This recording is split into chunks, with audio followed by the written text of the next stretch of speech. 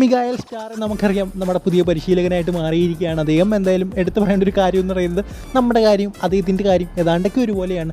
അദ്ദേഹത്തിനും കപ്പില്ല, നമുക്കും കപ്പില്ല, കേരള ബ്ലാസ്റ്റേഴ്സിനും കപ്പില്ല. സോ രണ്ടും ഒരുമിച്ച് ഈ ഒരു വർഷം തന്നെ നടക്കും. അത് 2024-25 സീസണിൽ രണ്ടും ഒരുമിച്ച് നടക്കുമെന്നാണ് വിചാരിക്കുന്നത്. എല്ലാ സീസണും നമ്മളിങ്ങനെയാണ് പറയുന്നത്. അതായത് RCBക്കാർ പറയുന്ന പോലെ നമ്മുടെ അവസ്ഥയും സെയിം തന്നെയാണ്. ബട്ട് RCBയുടെ ഞാൻ നേരത്തെ പറഞ്ഞിരുന്നു തമ്മിലുള്ള ഡിഫറൻസ് എന്താണെന്ന്. എന്തായാലും നമ്മൾ അതിലേക്ക് പോകുന്നില്ല.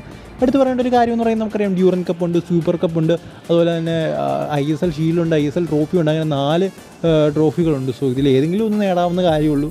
അത്യാവശ്യം നല്ല സ്ട്രെങ്ത് ഉള്ള ടീമാണ് കേരള ബ്ലാസ്റ്റേഴ്സിൻ്റെ. സോ നമുക്ക് പരിക്കൊന്നും ഇല്ല, അത് മാത്രം നമ്മൾ പ്രാർത്ഥിച്ചാൽ മതി. ഇത് പരിക്കൊന്നും വരല്ലേ, അത്രയും മാത്രം നമ്മൾ പ്രാർത്ഥിച്ചാൽ മതി. ബാക്കിയുള്ളതെല്ലാം ടീമിലുണ്ട്.